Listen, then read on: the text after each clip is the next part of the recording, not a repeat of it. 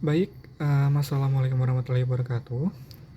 Saya Doni dengan nomor induk mahasiswa 413211200030 dari kelas karyawan reguler 2 Universitas Mercubuana, Kampus Meruya. Di sini saya akan menjelaskan mengenai perbedaan konfigurasi dari horizontal axis wind turbine dan vertical axis wind turbine. Baik, sebelum masuk ke dalam pembahasan, saya akan menjelaskan sedikit mengenai latar belakang dari turbin angin. Turbin angin adalah kincir angin yang digunakan untuk membangkitkan tenaga listrik.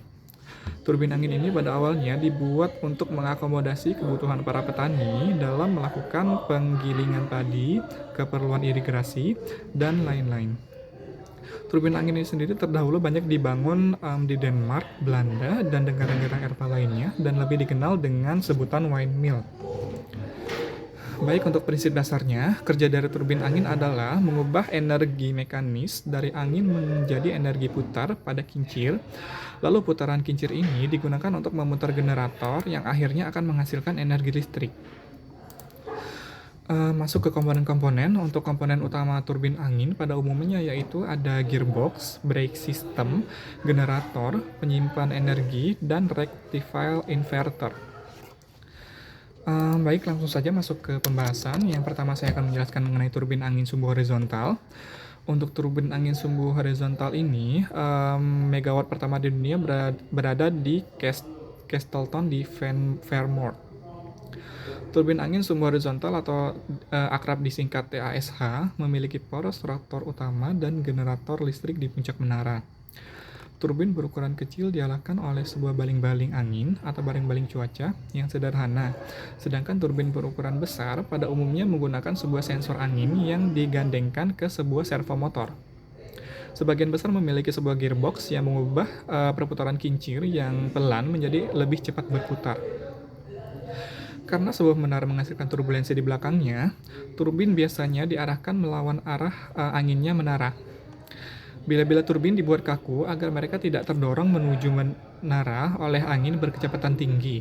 Sebagai tambahan, bila-bila ini diletakkan di depan menara pada jarak tertentu yang sedikit dimiringkan.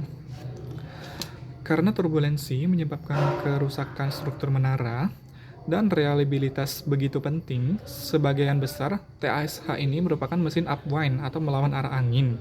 Meskipun memiliki permasalahan turbulensi, mesin downtime atau menurut jurusan angin, ini dibuat karena tidak memerlukan mekanisme tambahan agar mereka tetap sejalan dengan arah angin. Dan karena pada saat angin berhembus sangat kencang, bilah-bilahnya ini bisa ditekuk sehingga mengurangi wilayah tiupan mereka atau tiupan dari angin, dan dengan demikian juga dapat mengurangi resistensi angin dari bilah-bilah itu. Untuk kelebihan dari TASH ini, untuk dasar menara yang tinggi membolehkan akses ke angin yang lebih kuat di tempat-tempat yang memiliki gesekan angin atau perbedaan arah laju dan arah angin antara dua titik yang jaraknya relatif dekat di dalam atmosfer bumi. Di sejumlah lokasi gesekan angin, setiap 10 meter ke atas itu kecepatan angin meningkat sebesar 20%. Dan untuk kelemahannya, yaitu menara yang tinggi serta bilah yang panjangnya itu bisa mencapai 90 meter, sulit untuk diangkut.